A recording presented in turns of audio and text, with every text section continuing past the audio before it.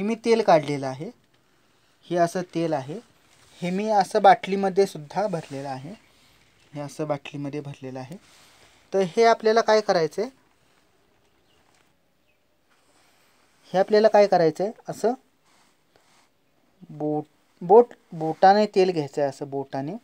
आणि ही जी आपली पायाची त्वचा आहे, हे असं हे आतल्या बाजूला, कसं की जी ही आतली बाजू आहे ना, तर ह्या आतल्या बाजूला तेल मुरवायचं आहे. असं तेल घ्यायचं आपण आणि हे असं आतल्या बाजूने असं तेल मुरवायचं आहे आपल्याला. हे बघा, हे परत मी तेल घेतोय आणि हे असं आतल्या बाजूने मुरवायचं. तर हे मुरवताना आपण एखादी म्हणजे तेल मालिश करतो. तेल मालिश कसं करतो आपण, तसं हे मुरवायचं.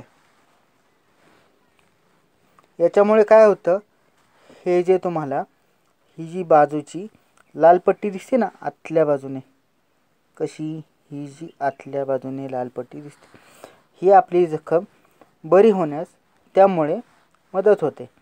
आता ही माझी जखम जवळजवळ 2 ते 2.5 महिन्याची आहे, बरोबर.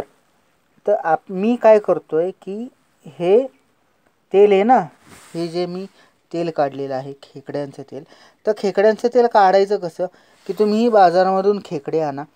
खेकड्यांमध्ये की जे आपलं ऑइल असतं, म्हणजे कोणतं ऑइल की जे खोबरेल तेल, तर खेकडी तुम्हाला त्या म्हणजे एखाद्या पातेलं घ्यायचं आहे मोठं, त्या पातेल्यामध्ये खेकडी टाकायची आहेत आणि त्यानंतर जे तुमचं खोबरेल तेल असेल ते खोबरेल तेल त्यामध्ये टाकायचं आहे आणि जवळजवळ 1 तास झाकण लावून, जवळजवळ 1 तास ते झाकण लावून तुम्हाला ते म्हणजे गरम करायचं आहे.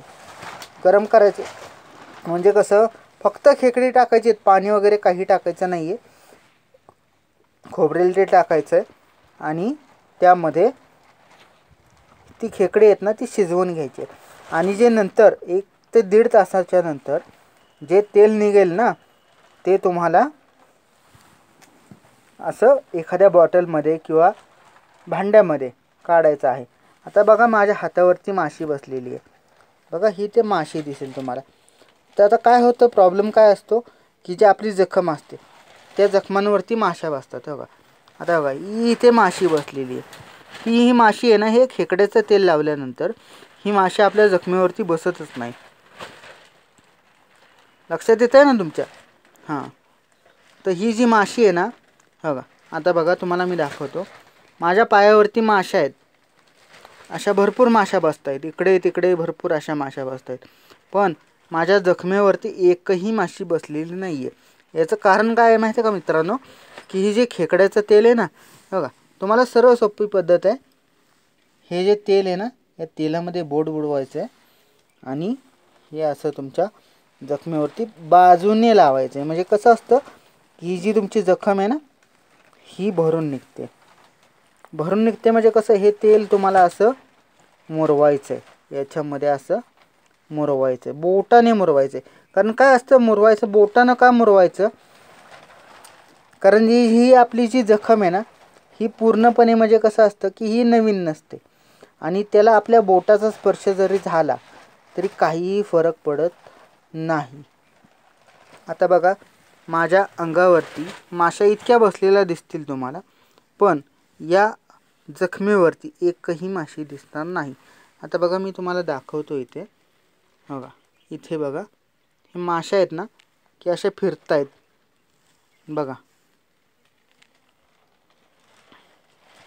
ह्या माशा अशा फिरतायत पण जखमेवरती एकही माशी बसत नाही आहे.